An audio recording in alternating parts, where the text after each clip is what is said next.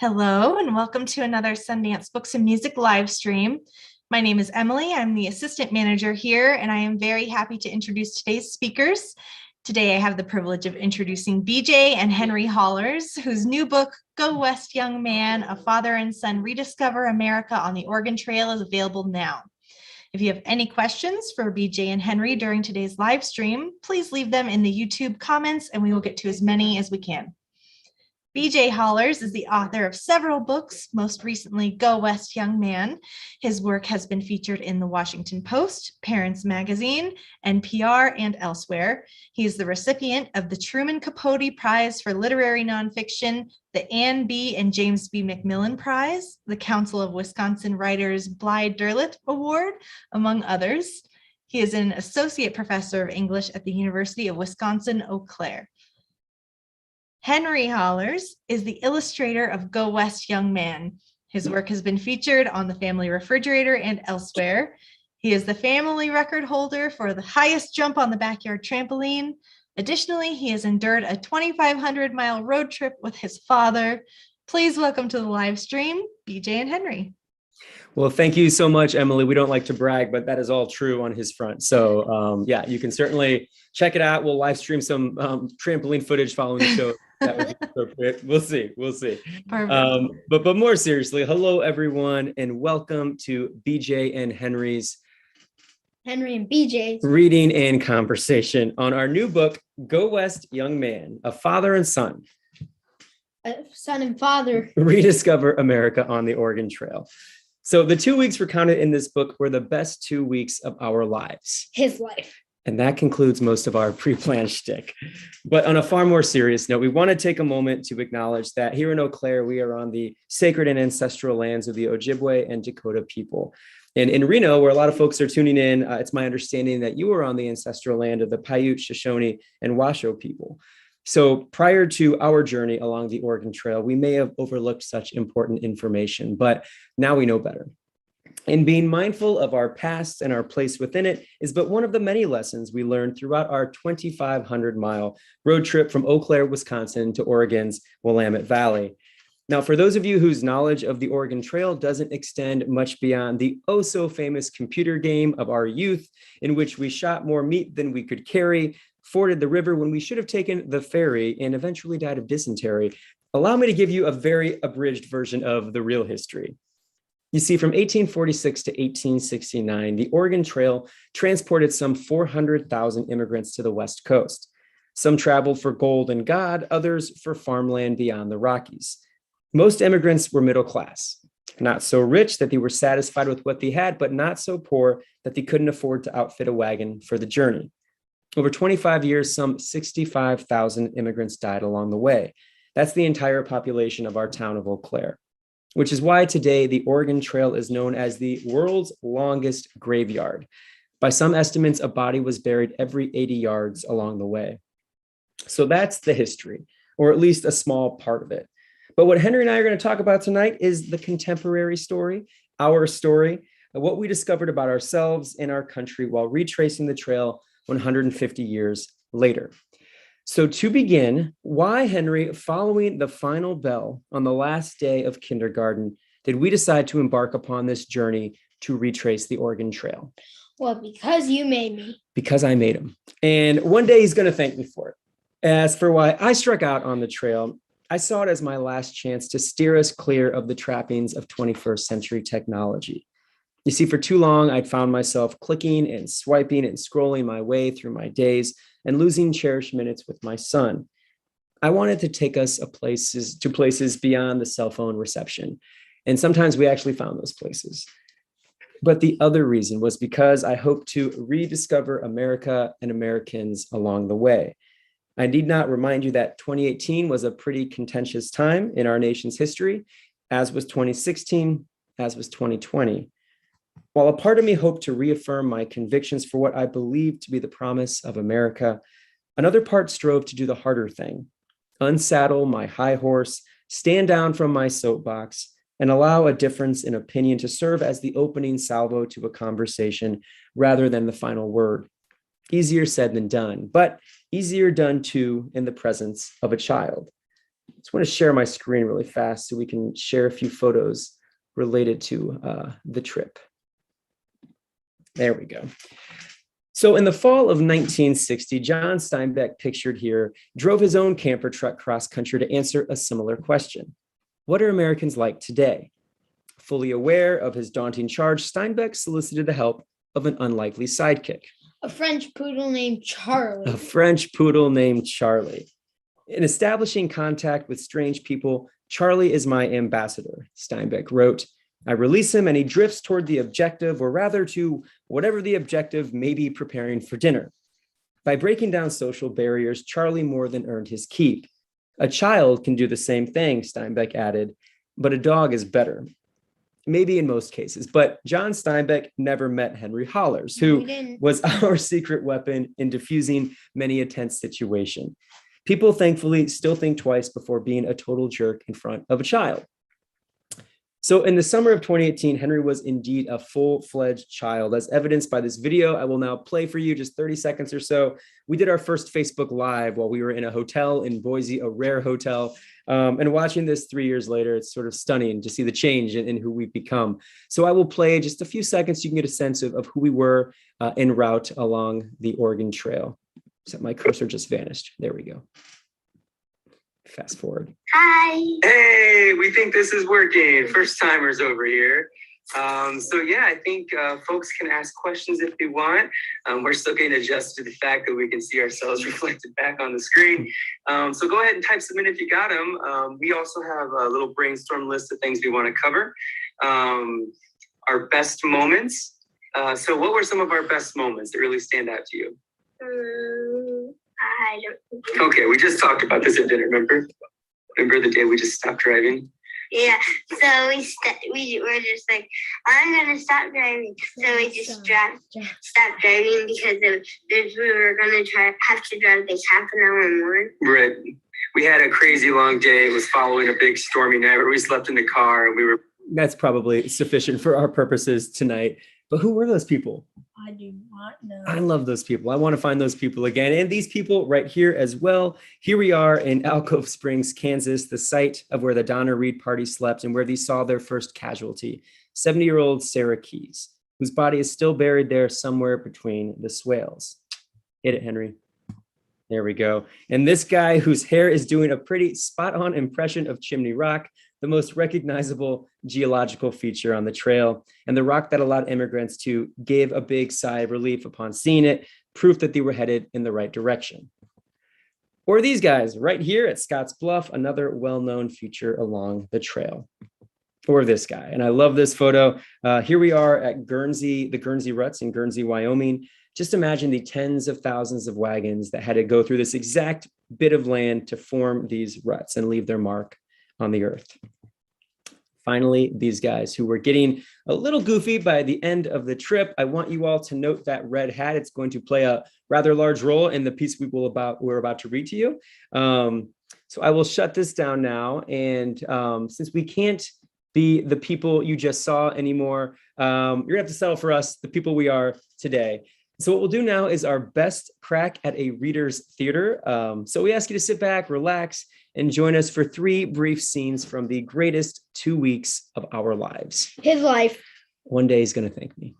All right. So this first scene opens on our first night of camping in Nebraska's Grand Island KOA. At around 2 a.m., I wake to the sound of the wind. At first, it's nothing more than a gentle breeze rippling against the nylon tent, but soon those ripples become rattles, and as those rattles increase in speed, I am reminded of what I forgot to do. Stake down the tent. Henry, get your butt up. It's storming. Come on, let's get out of here. Disoriented, Henry spends the next 3 minutes trying to unzip himself from his sleeping bag and back into his Ninja Turtle onesie. After freeing himself from the former, he traps himself in the latter, hopping on one foot while searching for a foothold. Meanwhile, I unthread the tent poles from their holders, collapsing the tent and nearly trapping Henry inside. It occurs to me that we are performing the world's worst Laurel and Hardy routine. And it occurs to me, too, that much of this might have been avoided had I bothered to check the weather radar or stake down the tent or enact any number of cautionary measures. I don't waste time refolding the tent. Instead, as the storm pounds down, I gather it in my arms and toss it into the Jeep's trunk. Henry trails just one step behind, slipping into a sliver of open seat in the back. You okay? No, No, my hat. I lost my hat. not just any hat, but a bright red, big-billed talisman upon which was stitched a creature of indeterminate origin. We'd snagged it at a thrift store a few weeks back, which gave Henry plenty of time to grow impossibly attached to it. The thought of losing it now so early in our trip is more than I can bear. I prepare myself to brave the storm in search of what's gone missing. But before I even open the car door, I spot a woman's silhouette sprinting toward us. She has a perfect runner's stride, head down, arms pumping, her legs a pair of pistons at full tilt.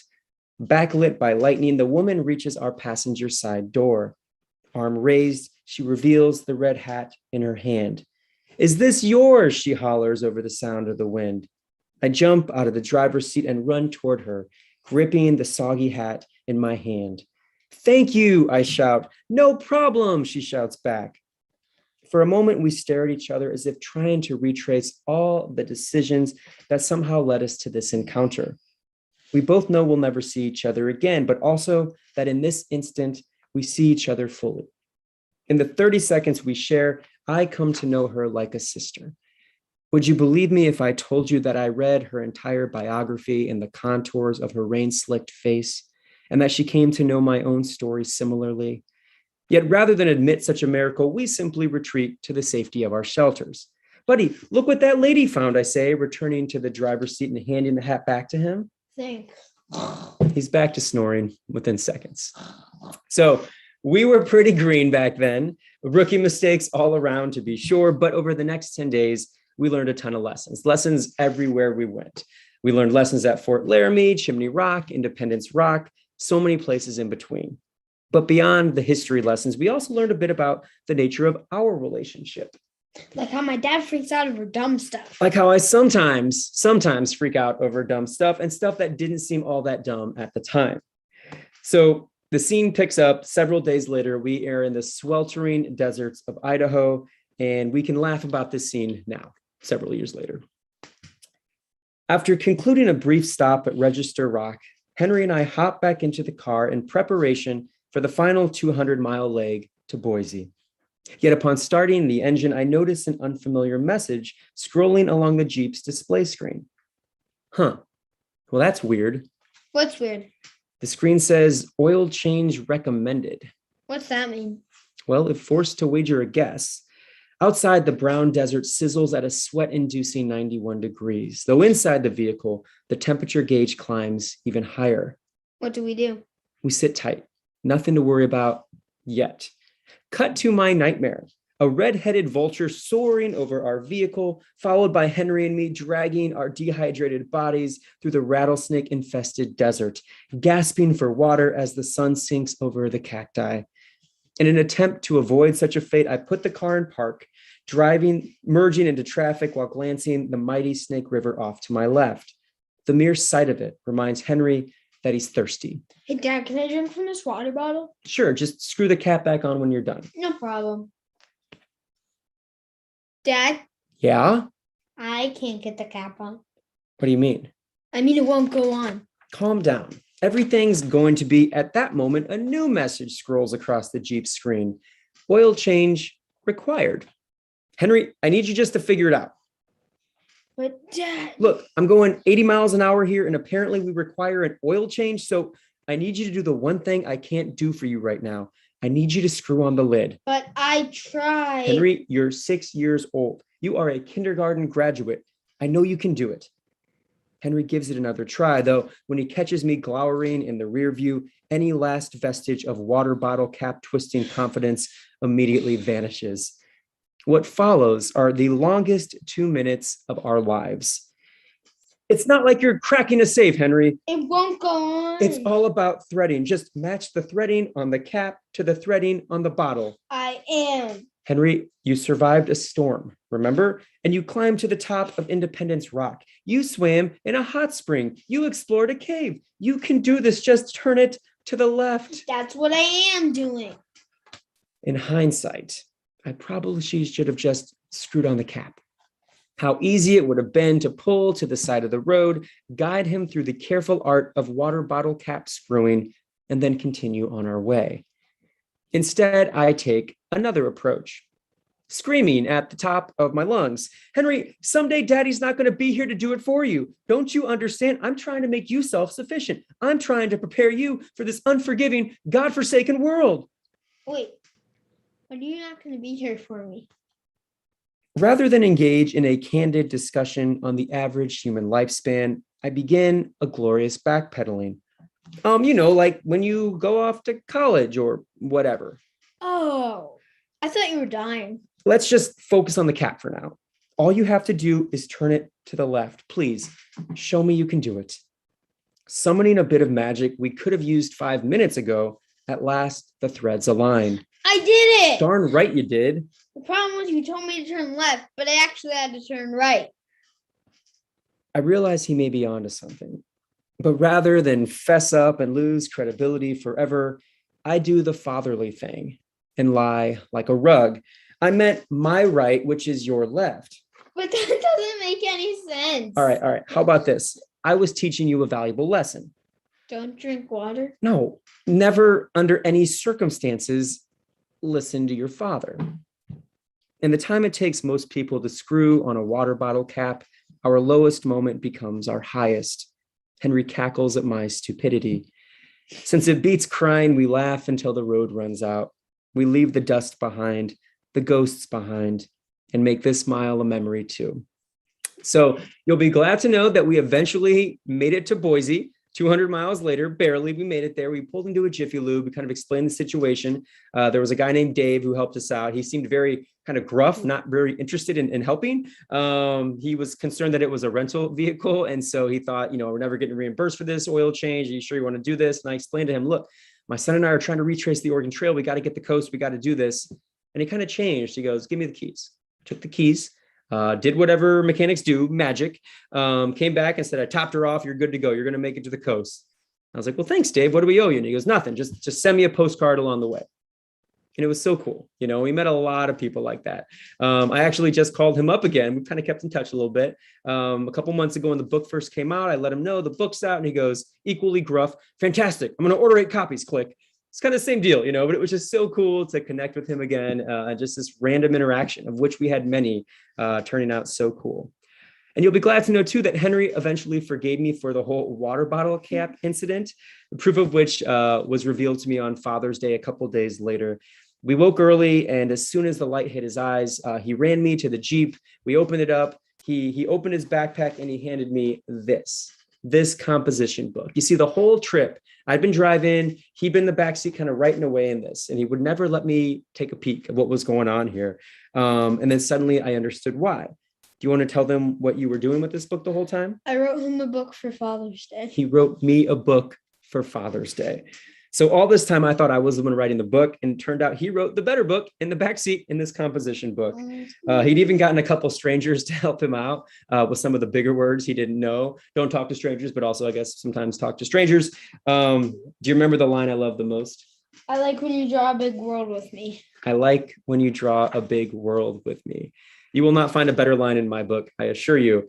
And I'm going to read a little more from Henry's book. He wrote, actually a woman he met in a bookstore wrote this for him in her handwriting, but dictated. I like when you draw a big world with me. I like when you take me out and we go and do stuff together that my sister can't do. So a little less sweet toward the end, but also true to character. And that's important also. So days later, we at last arrived at our final destination, the Oregon coast's Nehalem Bay State Park. So after nearly 2 weeks on this dusty road, 2,500 miles, we at last made it to the ocean. And by this point, we're just about ready for our farewell to the trip as well. On our final afternoon, we go for one last walk along the shores of the Pacific. Well, bud, I say as the sun sinks low, I think it's time we head back. You mean home? Well, soon, but for now, I just mean back to the tent. Oh, for a minute, I thought you meant home, but I do want to go home. Me too. Though we'd never have admitted it earlier, by our second to last day, home is the only destination we desire. After all these days and all these miles, at last, we have run out of things to talk about. No more lessons to tender or receive, no more adventures to embark upon. Overhead, I hear a squall, and upon lifting my gaze, I lay eyes upon the most cliche creature this moment could possibly have conjured.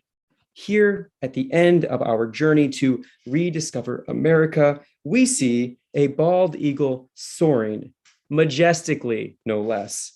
Are you kidding me? I shout toward the sky. Surely this bird has been pulled from central casting, a near perfect end to a near perfect trip. I shake my head at the wonder of it all. How in moments like this, the world is simply too much. As the eagle concludes its air show and fades into the horizon, Henry turns to me. Dad, Yeah? I think, You think what? Buddy, it's okay. You can tell me.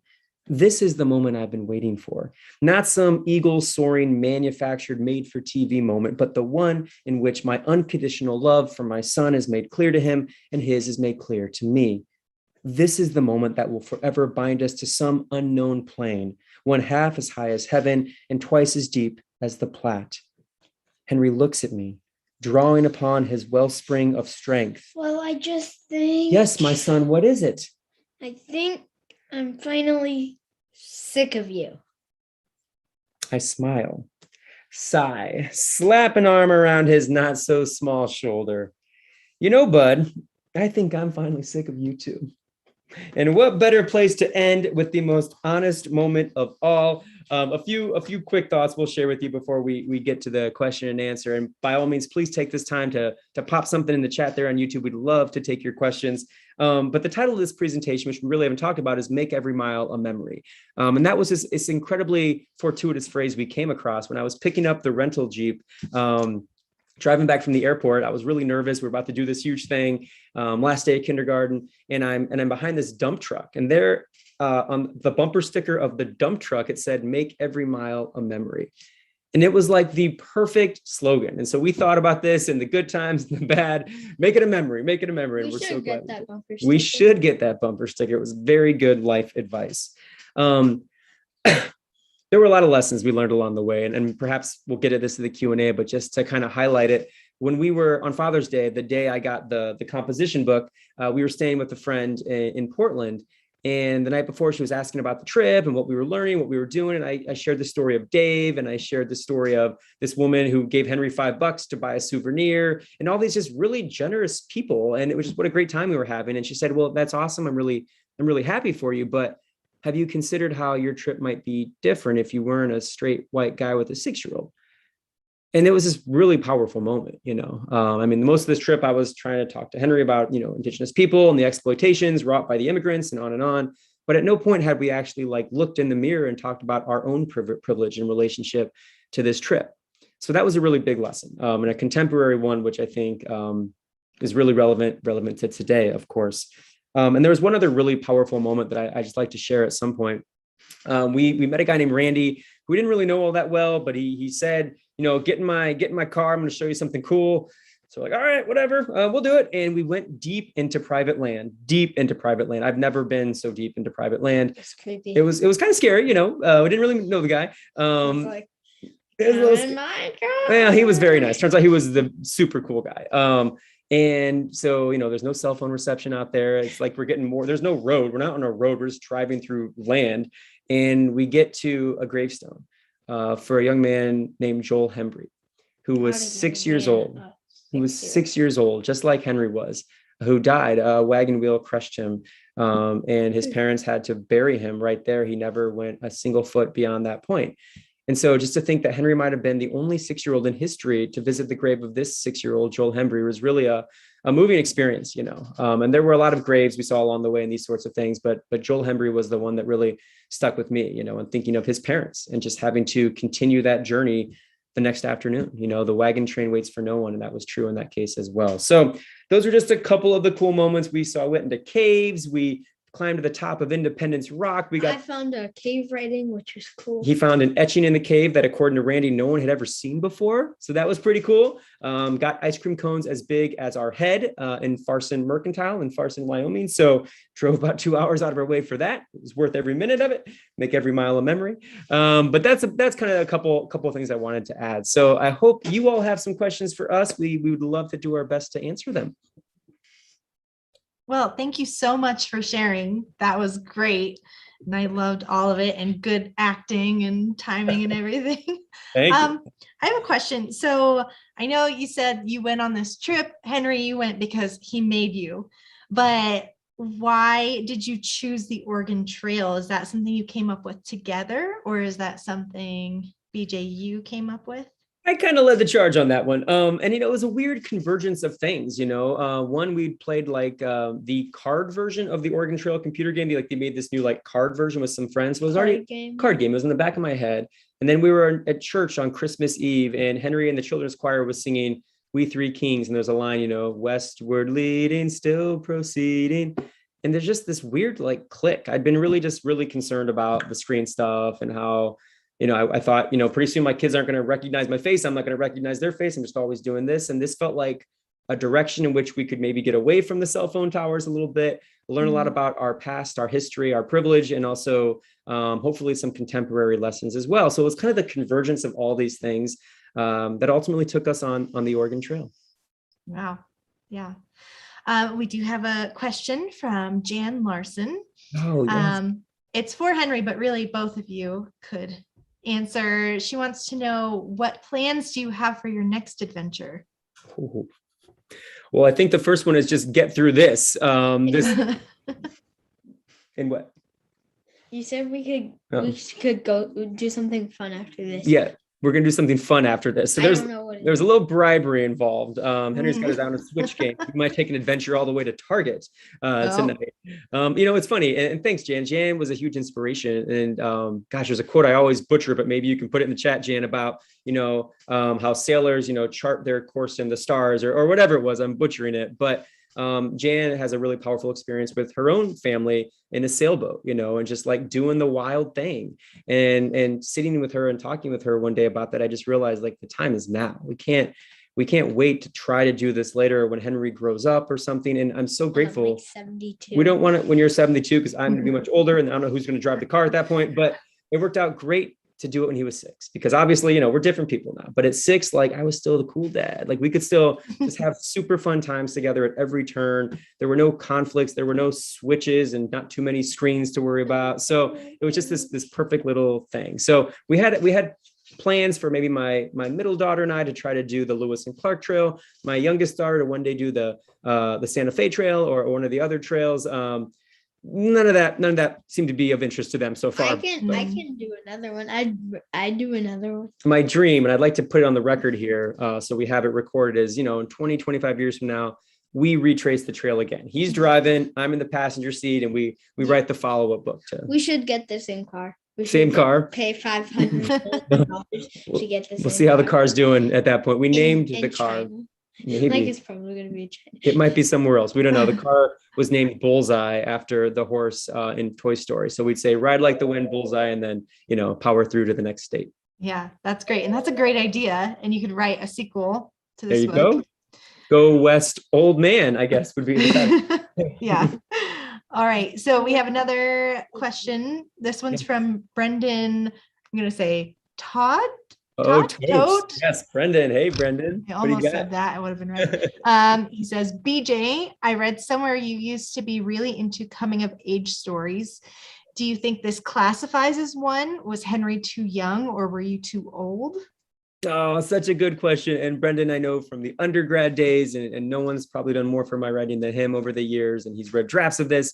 And certainly, yeah, in the old days, I was big into coming of age stories and literary coming of age stories in particular, not the Dawson's Creek stuff so much, but, just kind of the more literary versions of those, kind of grappling with my own vanished youth, I guess. And so, yeah, I think in a lot of ways, this is kind of that Bildungsroman you talk about in the literature classes, kind of a growing up for both of us kind of in parallel lines. And so, yeah, I think this definitely qualifies as that. And it's funny how I hadn't really connected those dots entirely, but I know I grew up a lot on this. I feel like you did. Do you feel like you did? Yeah, some smart person now. You're a smart person now. Well, not just a smart person, but I remember like day one, Wow. you could not set up a tent to save your life. And like by the end of it, you were like taking down the tent poles, packing the stuff up. Like I really came to depend on you to do a bunch of stuff, and you just knew how to do it. So that was pretty cool. Wow, that is cool. Then someone just says, Days, Henry, what is the greatest lesson you took from the trip? I don't know. Think about it. We're learning about this in school, so I don't. So I'm not done with this yet. He's still learning, but let's think Still together. learning. What are some like cool lessons? Remember what you sat in and I had to pick it off your behind? That's a lesson. Burst. Yeah, don't sit on a pile of burrs. That was quite a scene. I don't know how they got there. It was like a Peter Cottontail style like tail on him. It was astonishing. And like the whole ground just I watching. sat and then I screamed. Yeah, it was I sat in my car seat. I was like, yeah. He didn't know, so we sat in the car seat and then he knew real fast. Yeah. So we booked the campground, and that was how we spent our time in Montpelier, Idaho, picking up burrs off his behind. So Oh my that was gosh. one lesson. I I guess bet that happened to some people on the Oregon Trail as well. probably one of the lesser concerns of theirs, but certainly, yeah. And I mean, we talked about the privilege lesson. That was a big one. But we also learned about just the importance of talking to people who you may not know, strangers. I mean, we went to a place called the Ranch Hand Trail Stop, just a truck stop, and just talking. It was cool. It was so cool. And talking to the people there and learning the stories of all the truckers from cross country who stop there, get their grub, move on, how they always come back to this place. The owner and the waitress, his daughter, just shared so much about what it's like to live there and what the people are like there. And everywhere we went, we found people like that. And I think John Steinbeck was sort of right and sort of wrong. Like a dog is great to take on these kind of trips You can't because bring them inside restaurants. you can't take them inside restaurants for one. And for two, I feel like people will still be kind of a jerk around a dog, but they're not going to be a jerk around a young person. I mean, that let's give America credit there. We never had them, even when there were times and we were clearly kind of at odds with people and some of their assumptions or, maybe political views or understanding of the history of the Oregon Trail. We could always kind of find a way to kind of skirt around those issues for the sake of Henry. And that was a cool reaffirming moment for me to see that people kind of still understood that basic instinct to try to be good around the kid. Yeah, that is nice to hear. Jan Larson says the quote is, "Sailors make their plans at low tide." That's it. I'm so glad we have that recorded forever. Thank you, Jan. I love it. I love it. So at what point did you decide that this would translate well into a book? Was this an idea you had before you left, or did it hit you on the trail, or was it after? Before we did a lot of preparation. I mean, this was one of those the best laid plans of mice and men situations where we planned everything out. I read every trail journal I could find. I mean, half the books behind me here were like things we were reading. There was even like a choose your own adventure on the Oregon Trail book that Henry and I went through. We played the computer game. I had a computer science friend who actually walked me through every line of code to the computer game. Wow. I interviewed the creator of the Oregon Trail computer game, Don Rawich. They just stole all of his ideas. Yeah, he didn't get paid a penny for all his hard work for the game, so that was a bit of a shock. Oh. But he was not bitter. He was very cool about sharing that experience and kind of the changes he would have made today about how Indigenous people were represented and all of that. So I guess the answer to your question is from that Christmas Eve night, I kind of knew, like, what if we could make this a book? And so we had a very full itinerary. I think we had like 20 interviews in like 12 days, and we were just flying and interviewing. It was a lot to ask of a 6-year-old and a 34-year-old at the time. But we had to make adjustments as we went. There was a night, maybe one of the best lessons we learned came from a guy at Fort Kearney. He runs Fort Kearney, and he talked about how the immigrants, the best thing they could do was learn to slow down. If you just slow down, and then your oxen had time to rest, you had time to rest, maybe you wouldn't get sick. And then through that rest, you could power on.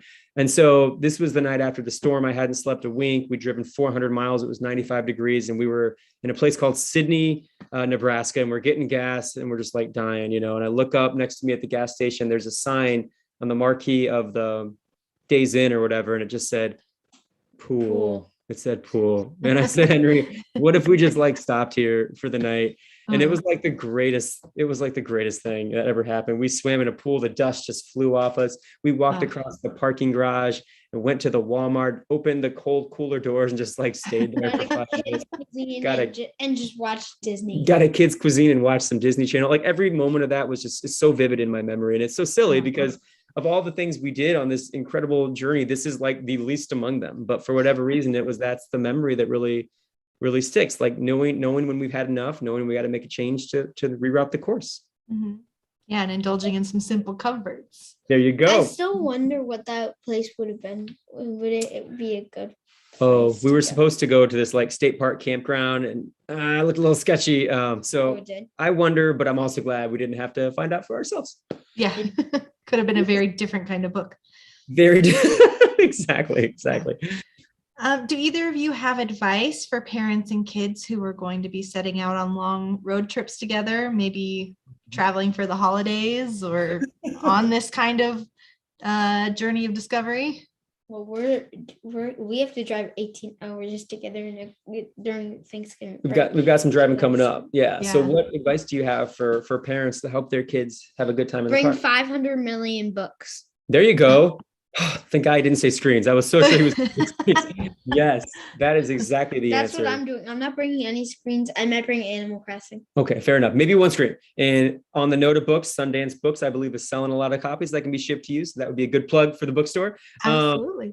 I think a friend of mine, a nonfiction friend of mine here in town named John Hildebrand, we were talking right before the trip, and he's done a lot of stuff like this. And he built a cabin in Alaska. He canoed down the Yukon River across the state of Wisconsin, did all kinds of cool stuff. And he said, where the trip starts to go awry, that's where your journey begins. That's where the book begins. And he was so right. Everything that we didn't plan, everything that was kind of messed up, the car trouble, the storm. I mean, those are the moments that we talk about, because it wasn't on the itinerary. That we put in. Yeah, it's what we're reading from tonight, right? Because I think it forced us to adapt and I think that was important to us. That's another lesson. Things are not going to go as planned in life, but how you roll with those punches is important too. Yeah.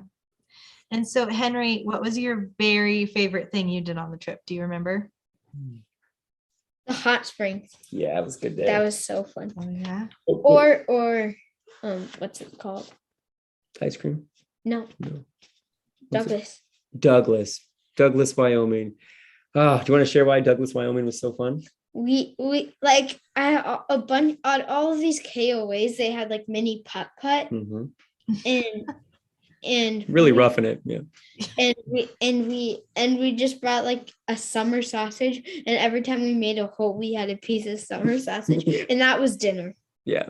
We don't tell his mom, my wife, that, but absolutely, that was the kind of stuff we could get away with. We had these Jello cups with this huge summer sausage and this like plastic knife, and so we just like putt through the little course here, eat a slice of summer sausage, onto the next hole, and it's so goofy, but in the book, we just ate like pudding and Jello. It was a gastrointestinal disaster, but the yogurts went bad after. We had a lot of mistakes with food along the way. All that's detailed in the book as well.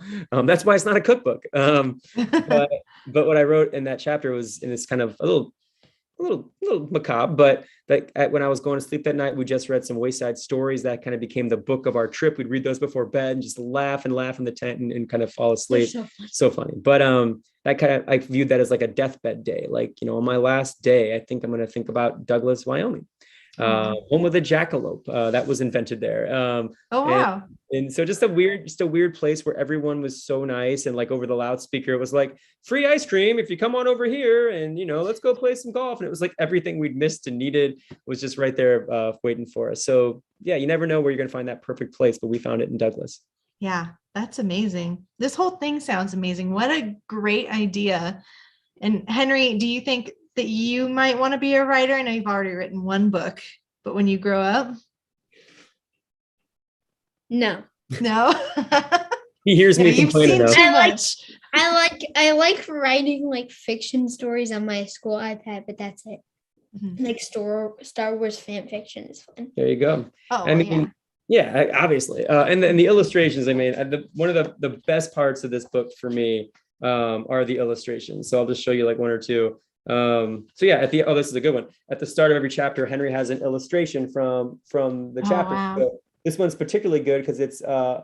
You dying. Yeah, it's me dying. Top of Chimney Rock, and there's a picture of Henry kind of like heroically up. climbing to the top. And there I am. He labels it BJ Hollars with an arrow. And it's me falling down Chimney Rock, chased by 2 rattlesnakes. So Wow. thankfully There's that no didn't- confusion. right. Not the other BJ Hollars. Into spiky rocks. Into spiky rocks below. Yeah. But it was, and I just, when I opened the book, I came across these are a couple fan letters we got from Michigan, a guy we'd never met. And it was so Aw. sweet of this guy, because I mean, he wrote me a really nice letter, but then he wrote one just for Henry, you know, and Aw. the font was a little bigger and the tone was very much aimed at him. And it was just the sweetest Mhm. thing. So when I Very nice. talk to people about the book, it's just, you never know who's listening on the other end, you know? And so sometimes you write a book, spend years of your life doing it. Maybe you sell a couple copies and it kind of fades into oblivion, you know, but things like that are really meaningful. So I'm going to hold on to those letters forever. Yeah, of course. And what a great experience for you two to share. And thank you so much for sharing it with us. I think we're coming to the end now. I don't see any more questions rolling in, but thank you both so much for sharing your time with us. If you want to order their book, Go West Young Man, you can do so by calling us or going to our website, sundancebookstore.com. And thank you both so much for being here. Thank you, Emily. Thanks, everyone. See you Yeah. next time. Bye. Enjoy Bye. your Switch game. Bye. See you later.